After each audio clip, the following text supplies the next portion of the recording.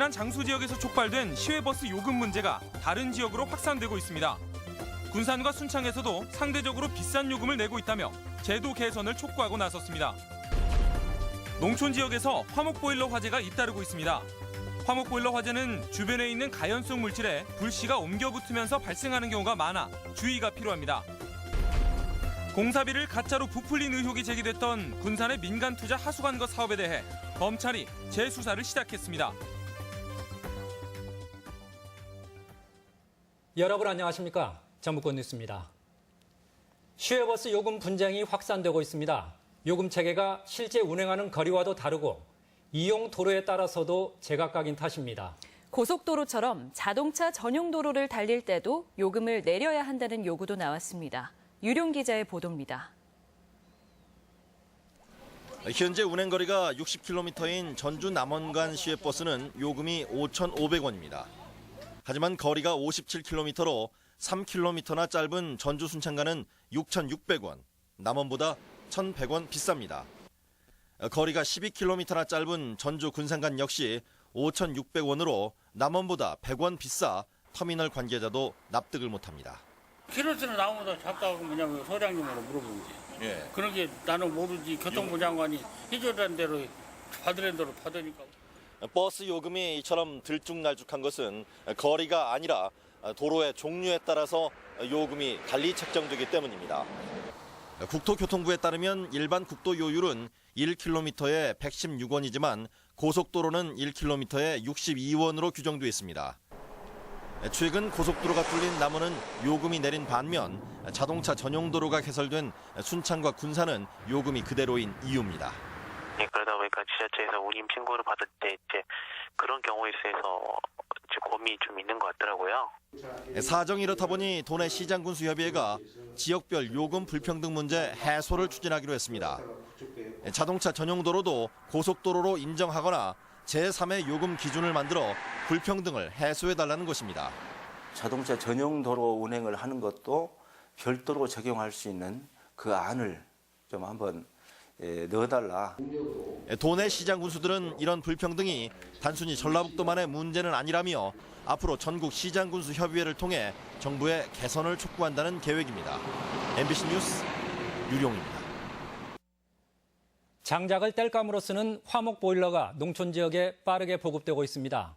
유지 관리비도 저렴해 인기가 높지만 화재에 취약해 주의가 요구됩니다. 보도에 박연선 기자입니다.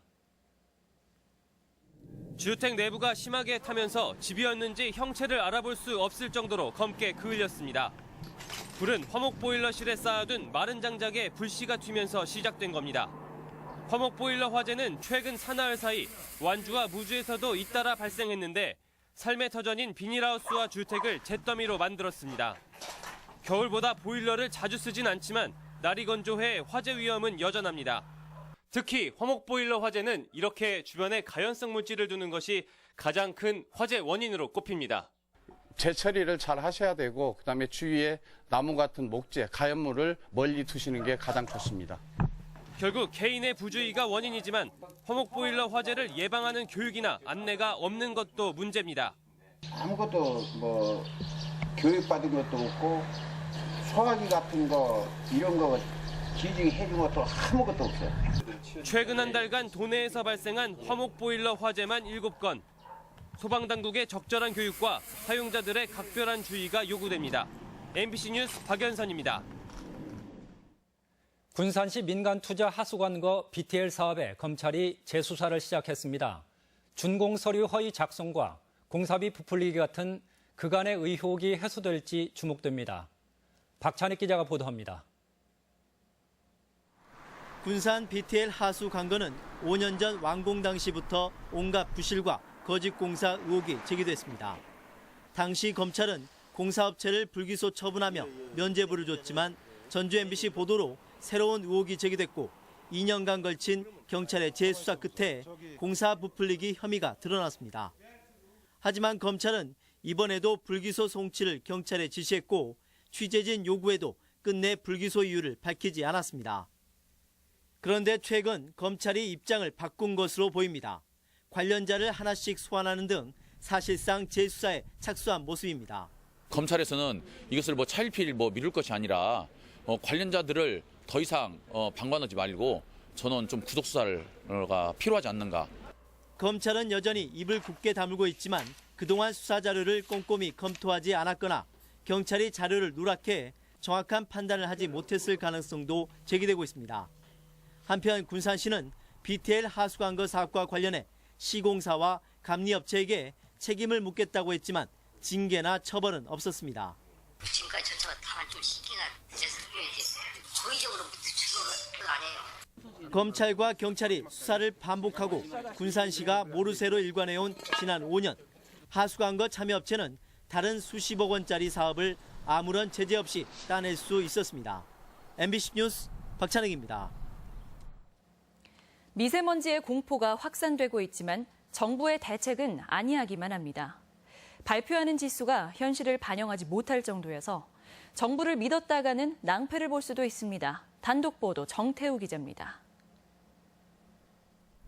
대기 오염 물질을 표시할 때 현재 우리나라의 대표적인 기준은 CAI라고 불리는 통합 대기 지수. 흔히 50을 초과하면 보통, 100을 넘으면 나쁨으로 알고 있는 지수입니다. 미세먼지와 초미세먼지뿐만 아니라 오존과 일산화탄소 등 6가지 오염 물질을 취합해 해석하는 방식으로 지수를 산정합니다. 그렇다면 현재 공기질을 제대로 보여주고 있을까? 오늘 오후 군산시의 상황을 보면 통합 대기 지수는 보통이라며 야외 활동에 큰 지장이 없다고 표시됩니다. 하지만 미세먼지를 클릭하는 순간 무리한 실외 활동을 자제하고 외출할 때 황사 마스크를 착용하라고 나옵니다. 같은 시각, 같은 지역에 대한 정부의 2가지 지표와 행동 지침이 서로 상반된 결과를 내놓고 있는 것입니다. 예보는 나쁘지 않은데 목은 칼칼한 이유 가운데 하나가 여기에 있습니다. 예보보다는 더 심한 것 같아요. 나와서 보면 막상. 인터넷 같은 데 보면 보통이라고 나오는데 뭔가 미세먼지 되게 뿌옇고 안 좋은 느낌 많이 받아요. 이처럼 이율 배반적인 결과는 11년 전 만들어진 불합리한 통합대기지수 산정 방식 때문입니다. 다른 오염 물질들은 실시간 노출 지수를 쓰고 있지만 미세먼지는 최근 12시간의 평균 자료를 활용합니다. 현재 미세먼지 농도가 치솟고 있어도 지난 12시간 동안 좋았다면 미세먼지는 아무 문제가 없다고 해석하는 것입니다. 상충되는 사례들이 발생하는 경우가 네네네. 그런 경향은 있습니다. 건강을 고려해서 그렇게 해놓은 것인데 지금 엇박자가 있다고 얘기하신 거는 분명히 그건 있긴 있습니다. 미세먼지 문제는 갈수록 심각해지고 있지만 정부의 지표는 혼선만 야기하고 있습니다. MBC 뉴스 정태우입니다. 전주시는 지난달 에코시티 내 상업용지에 코스트코 같은 창고형이 아닌 일반 대형마트만 허용하는 지구 단위 계획 변경 절차를 마치고 다음 주 중에 입찰 공고를 낼 예정입니다.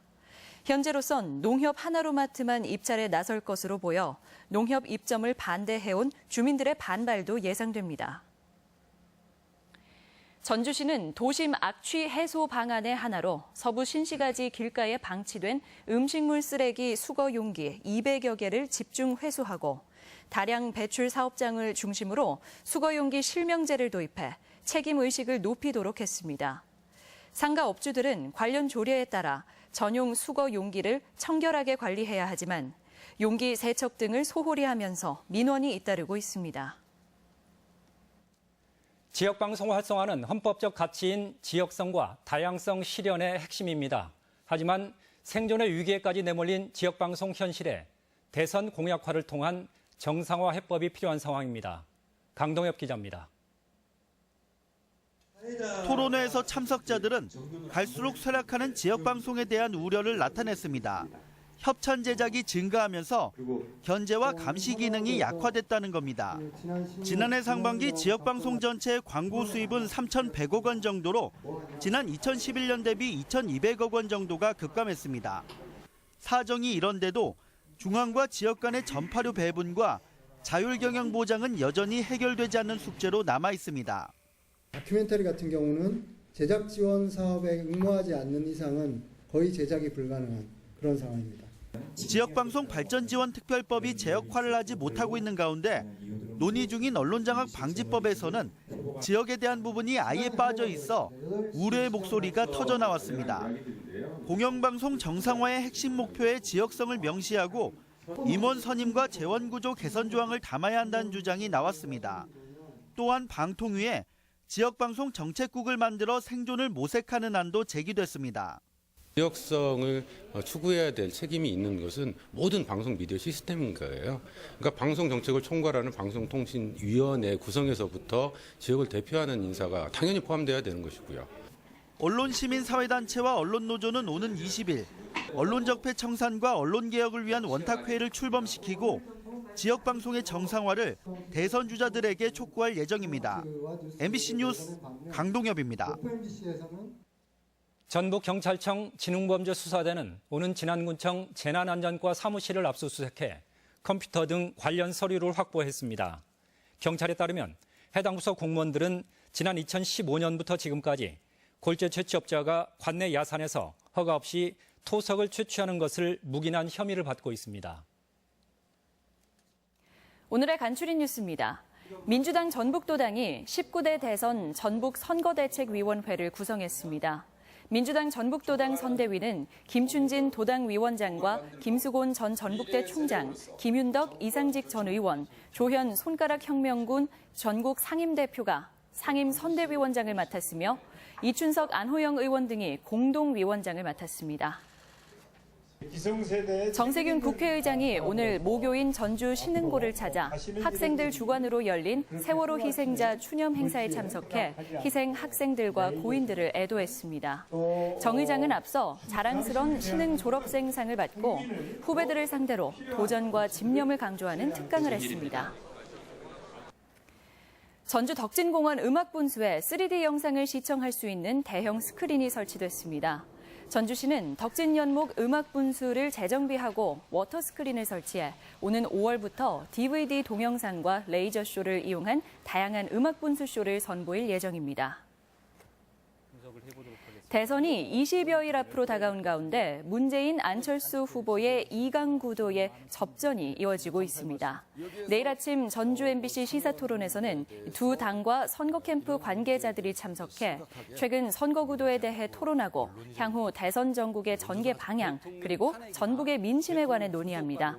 여러분의 많은 시청 바랍니다. 간추린 뉴스였습니다.